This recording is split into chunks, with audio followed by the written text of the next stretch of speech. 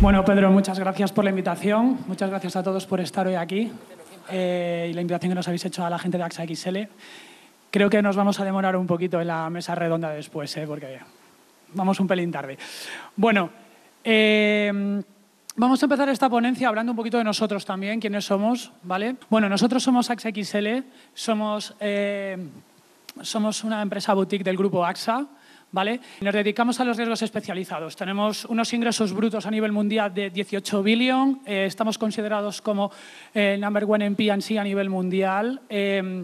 Somos market leader en Estados Unidos. Tenemos presencia en más de 200 ubicaciones a nivel mundial. Podemos hacer programas internacionales con gran despliegue. Tenemos unos grandes ratios financieros, según Standard & Poor's y Moody, ahí los tenemos, 9.000 empleados a nivel global y contamos con un panel de vendors con más de 30 participantes y socios preferentes. ¿Qué conseguimos con esto? Bueno, pues lo que conseguimos con esto es lanzar y montar un producto de reciente creación que acabamos de poner en práctica, que es nuestro Cyber Risk Connect, que lo que hacemos es ofrecerlo y daroslo de la mano a todos los clientes que lo requiráis y consideráis que tenéis que contratar una póliza de ciberseguridad.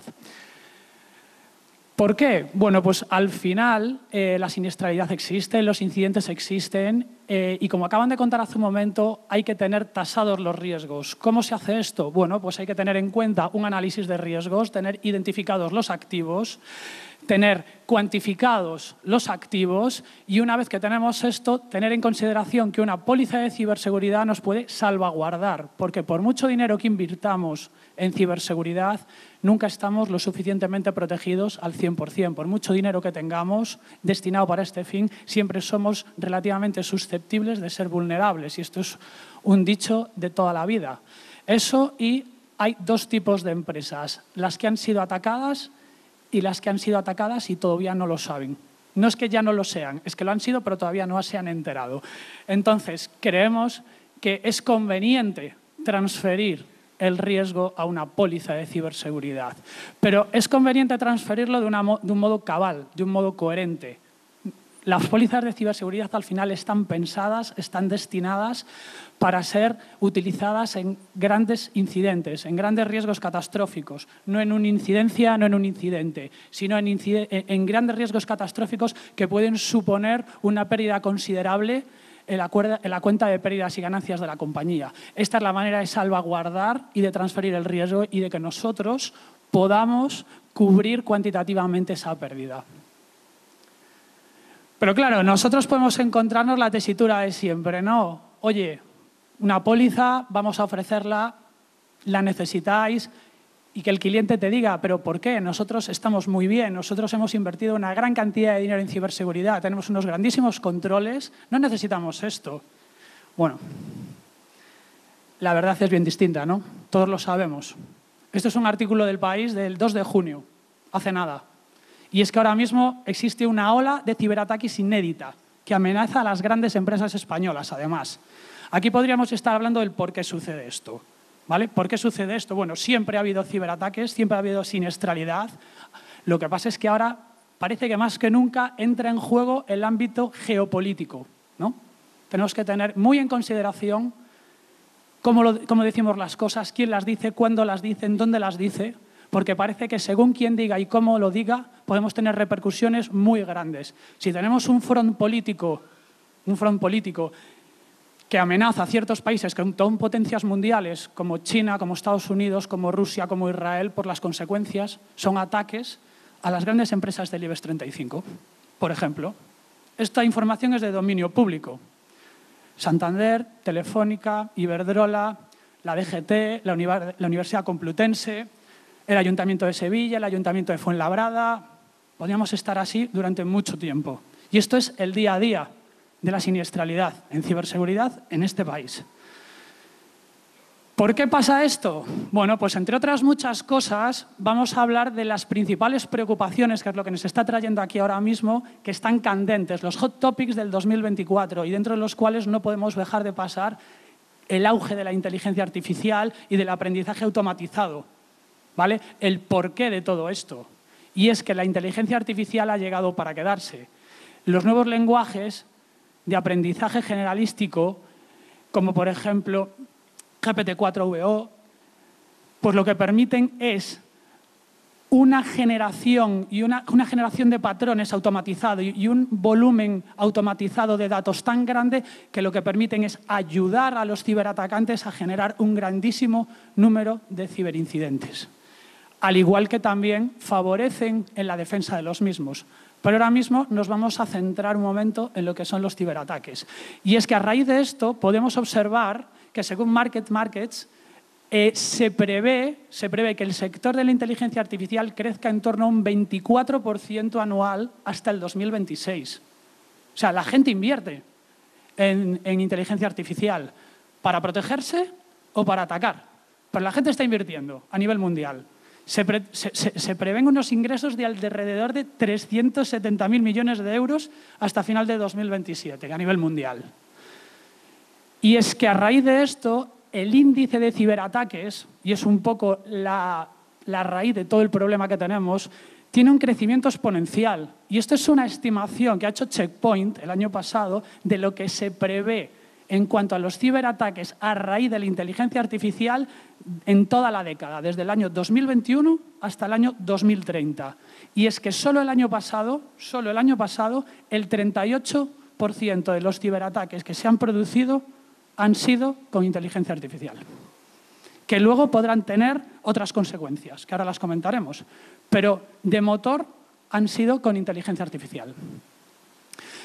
¿Y qué es lo que más se está viendo ahora mismo? Bueno, pues es que usar la IA para ciberatacar puede propiciar o puede ayudar a la generación automática de correos electrónicos y de phishing, el malware adaptativo. Todos sabemos que la IA permite la creación facilísima de malware adaptativo que permite ataques inmediatos, los deepfakes y la manipulación de contenido multimedia, de crear suplantaciones de identidad, de crear falsas apariencias y generar noticias irreales donde no las hay, ataques dirigidos y personalizados, estudio de patrones de víctimas a raíz del estudio de un gran volumen de datos, de saber a quién hay que atacar, cómo hay que atacarlo, cuándo hay que atacarlo y dónde hay que atacarlo. O sea, esto lo hace la inteligencia artificial con las herramientas que tienen de una manera realmente sencilla.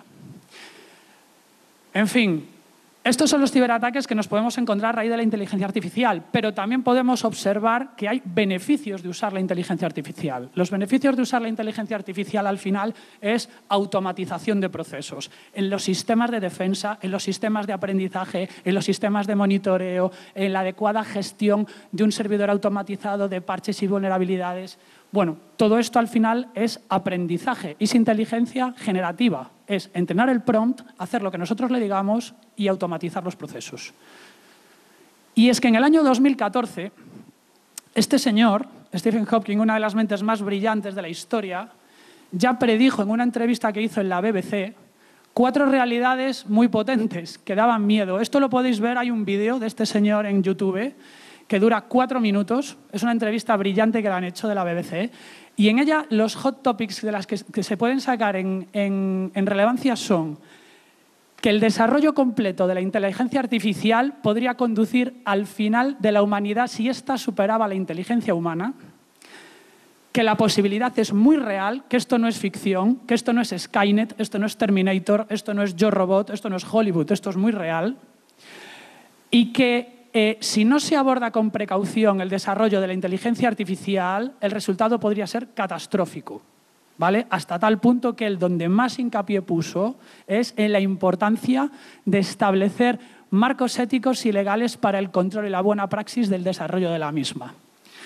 Es conocido que recientemente, creo que fue en marzo, se acaba de aprobar la Ley Europea de la Inteligencia Artificial. Otro de los hot topics que tenemos ahora mismo, y para nosotros, y creo que para todos los que estamos aquí, veo colegas del sector además, es el ransomware, ¿vale? Los ataques de ransomware son la principal preocupación que tenemos hoy por hoy a nivel asegurador y seguramente si eres un cliente, a nivel cliente también. O sea, es lo que más daño te puede hacer. Ni decir tiene que a raíz de una inteligencia artificial puedes recaer en un ransomware también, ¿eh? A través de un malware adaptativo o de una campaña de phishing automatizada que lo que haga es desencadenarte un ataque de ransomware. En los últimos años parecía que esto se había estancado. Recordad que en el COVID hubo una explosión potentísima del ransomware. Al año siguiente hubo una bajada. Los 2 años siguientes parecía que había una estabilidad, una estanqueidad de los ataques de ransomware. 60%, 66% de ataques de ransomware. Bastante, ¿eh? Y parecía que esto se quedaba aquí, pero no. En el 2024, a fecha de 30 de mayo, porque estos datos son a fecha de 30 de mayo, llevamos un 59% ya de los ataques de ransomware en España. Perdón, en España no, en el mundo, disculpad. Las víctimas de todo tipo, pequeñas empresas, medianas empresas, grandes empresas, ya no hay distinción entre si pretendemos atacar a una gran empresa, si pretendemos atacar a una pequeña empresa, nos da igual.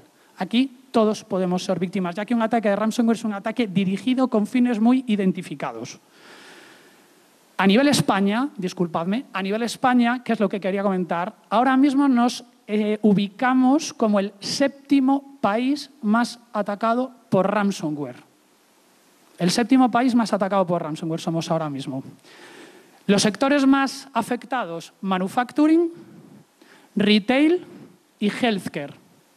Los menos, professional services y financial institutions, instituciones financieras. Podría caber el pensar que, claro, los menos afectados son los que más dinero destinan en ciberseguridad porque son los que más presupuesto tienen, servicios profesionales, instituciones financieras. No, mentira. No es verdad, lo acabamos de decir. Ya todos pueden ser víctimas de un ataque de ransomware. Cuando te toca, te tocó. Esto es así. Lo que pasa es que esto es estadística pura. ¿Cuáles son los vectores de ataque que estamos identificando? Pues sobre todo y por encima de todo, la explotación de las vulnerabilidades, unos sistemas obsoletos, unos sistemas no mantenidos, unos sistemas legacy, son carne de cañón para un ransomware, son la puerta de entrada para un ransomware. Es un must tener esto mantenido siempre, dentro de cualquier estrategia de ciberseguridad. Acto seguido, los compromisos de las credenciales, los accesos lógicos a los sistemas, mantenimiento de los accesos lógicos a los sistemas, las políticas robustas de contraseñas. Esto desde el COVID, el 90% de los accesos y de los ataques de ransomware se han producido a través del acceso remoto a los sistemas.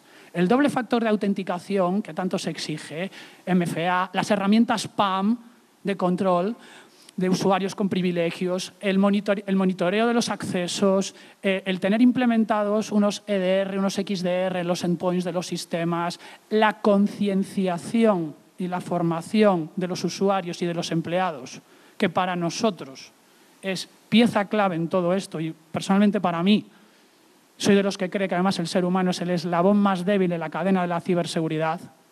Esto hay que fomentarlo y esto hay que apoyarlo. Y debemos poner mucho hincapié y mucha fuerza en esto. Y el último hot topic que tenemos, en este caso, es la cadena de suministro, ¿vale? La cadena de suministro que está formada por todos los procesos de base tecnológica que se involucran de manera directa o indirecta en la entrega de un producto, ¿vale? Esto es realmente importante. O sea, tenemos en mente el tratamiento a terceros, tenemos en mente el ataque de SolarWinds que hubo en el año 2020. SolarWinds, recordad, aquel famoso software de gestión de redes que le comprometieron una de los aplicativos de actualización y se afectó a 18.000 clientes.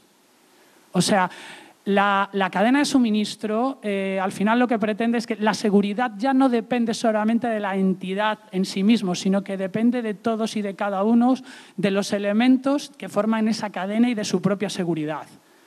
Tener controlada la cadena de suministro, saber quiénes son los proveedores, saber de dónde son locales, son de fuera, cumplen unos LTAs, están auditados, son susceptibles de ser auditados, tienen política de ciberseguridad, no la tienen. Tienen póliza, por si pasa algo y nos cubren a nosotros. No podemos tener una pérdida de beneficio por esta gente tenga un incidente. Al final, las conclusiones de todo esto son sencillas. En cuanto a la IA, pues la IA ahora mismo es... La ciberseguridad es una carrera entre los ciberdelincuentes y los defensores. Y la IA lo que es un arma de doble filo. Va a ayudar a los defensores a defenderse mejor con los nuevos lenguajes, con las nuevas herramientas, con los prompts que se puedan implementar con inteligencia artificial generativa, pero va a ayudar y a propiciar a los ciberatacantes a que tengan cada vez, que desarrollen cada vez ciberataques más sofisticados. Entonces, aquí lo que va a haber siempre es un tira y afloja. Y ha llegado para quedarse y debemos adecuarnos a este tipo de situaciones, porque esto es lo que nos espera, la inteligencia artificial. Es crucial seguir innovando, seguir investigando y seguir adoptándonos a este desarrollo y ceñirnos de la manera máxima posible a la nueva normativa y a la nueva regulación, porque es la manera de salvaguardar la buena praxis de la inteligencia artificial. En cuanto al ransomware, como he dicho, sigue siendo la gran amenaza para organizaciones de todo tipo, de cualquier tamaño, sobre todo en España.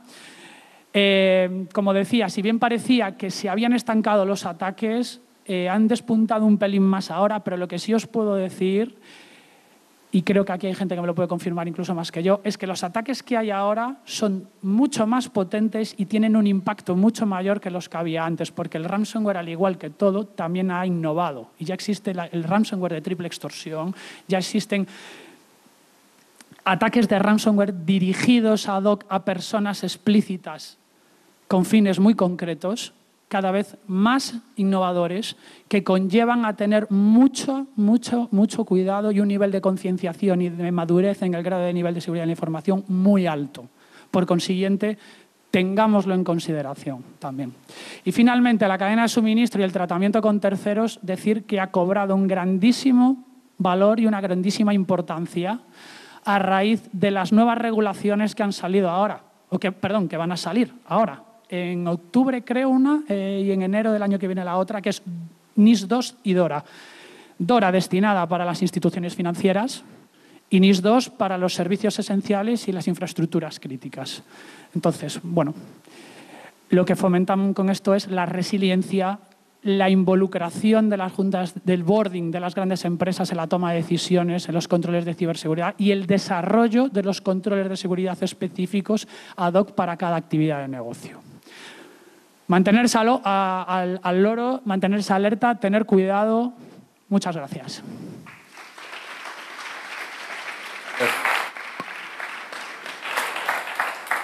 Muchas gracias, Diego. Lo mismo que antes, si tienes alguna pregunta, pues se la trasladamos rápidamente.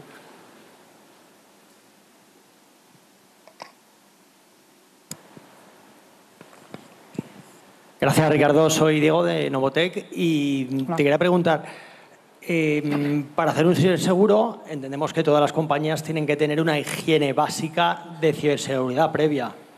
Lo más básico entiendo que es que tengan un firewall, que actualicen sus sistemas y que tengan una doble capa de seguridad en la nube, perdona, un en la nube, ¿vale? Mi pregunta es, entiendo que todas las grandes compañías lo tienen, pero las pymes no. ¿Tenéis identificado qué porcentaje de pymes pueden asegurarse por parte del sector y qué porcentaje se quedan fuera porque no tienen esa higiene básica? A ver, sí hay una cuantificación. A ver, España es un país de pymes, partiendo de esa base. El 70 y poco % de las empresas de este país son pymes. Afortunadamente, cada vez más la ciberseguridad está calando y la formación y la concienciación está calando en las pymes. Efectivamente, las grandes empresas, que nosotros concretamente en AXA XL, pues donde tenemos más el foco, pero las grandes empresas sí que es cierto que tienen ese budget, tienen ese presupuesto, tienen ese foco puesto en las contramedidas, en el know-how, en el cómo hacer las cosas. Las pequeñas empresas son muy de basarse en primero tengo el susto y luego aprendo, que es muy cultural de este país también, o en lo que le ha pasado al vecino y ahora necesito una póliza. Tenemos unos mínimos, efectivamente, tenemos unos mínimos para contratar una póliza de seguridad. Los mínimos están muy destinados a lo que viene a ser los controles ransomware que nosotros llamamos. O sea, nosotros, si una compañía, por ejemplo, no tiene implementado un multifactor, no tiene implementado un control de acceso lógico a los sistemas un poquito maduro, un poquito elaborado, al margen ya de que tenga una topología de red de doble capa, de estrella, lo que tú acabas de definir, firewalls, obviamente, eso se ha por sentado, necesitamos algo un poquito más.